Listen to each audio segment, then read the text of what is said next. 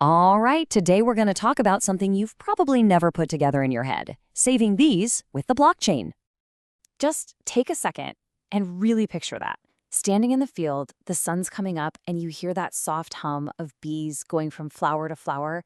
It's so peaceful, right? But it's also fundamental. I mean, these tiny creatures, they're the engine of our entire food system. They're the unsung heroes keeping everything blooming. But here's the thing, that peaceful image, it's shattering. All around the world, bee populations are just collapsing. We're talking about a massive crisis. That hum, the one that literally sustains our agriculture, it's fading. And we need to find a solution like yesterday. So let's dive into section 1, the buzzing crisis. And this really gets to the core of the problem, because we're not just talking about losing a nice sound in nature. Nope. This is a direct threat to something like a third of all the food we eat. So you might be thinking the solution has to be something like, I don't know, a better pesticide or some new farming technique, right? But what if the answer came from a place you'd never expect? What if it came from the digital world, from a technology most of us just think of for, finance and speculation? Okay, section 2, an unexpected solution. It's time to bring in a very unlikely hero for this whole ecological drama, code. Yeah. You heard that right. Some scientists believe the answer lies in blockchain. Seriously, the exact same tech that powers Bitcoin is now being looked at as a way to, save the bees. It's wild.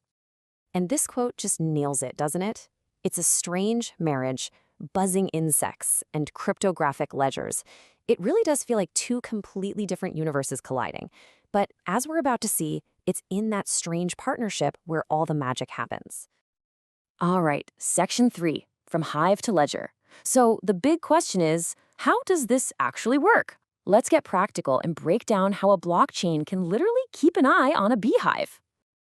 To make this real, let's look at an example. Picture a farmer in Kenya. This person is on the front lines of conservation, taking care of hives that are absolutely critical for pollinating local crops.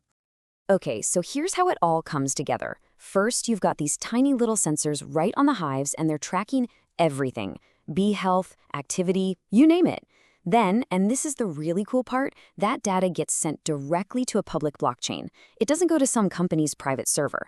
And finally, that means anyone, anywhere, a scientist in another country, a donor who just gave a few bucks, they can see that data in real time and know it's legit. And what this creates is, well, it's just total trust. Why? Because that data is immutable. Once it's on the blockchain, nobody can go back and mess with it. It's totally transparent, anyone can see it.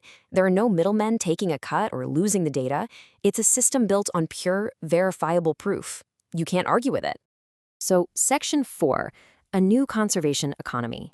Because this isn't just about collecting data. This is about building a whole new way to fund conservation. You know how it usually works, right? The old way of funding conservation was kind of like a black box.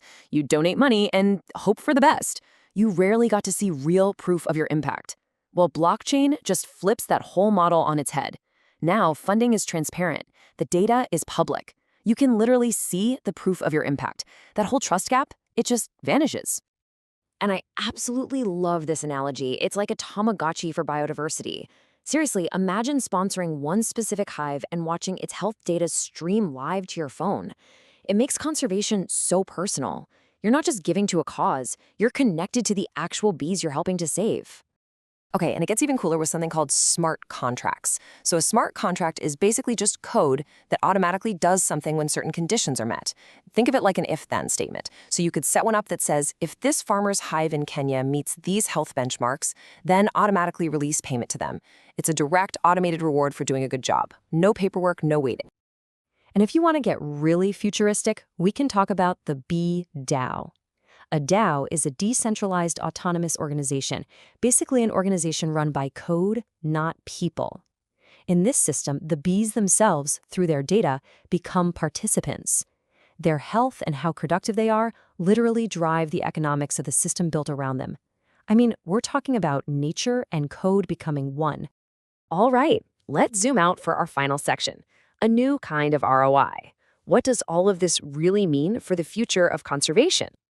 Now, we have to be realistic here. Blockchain is not a magic wand. It can't plant wildflowers by itself, and it can't get rid of harmful pesticides. But What it can do is maybe even more important. It can build trust, it can help coordinate action all over the world, and it can create these little microeconomies that are all about protecting our planet. So, next time you hear someone talking about crypto and it's all about, speculation and money, maybe remember this story because it shows a totally different side of it. This is an application that's trying to solve a real, tangible problem in the physical world.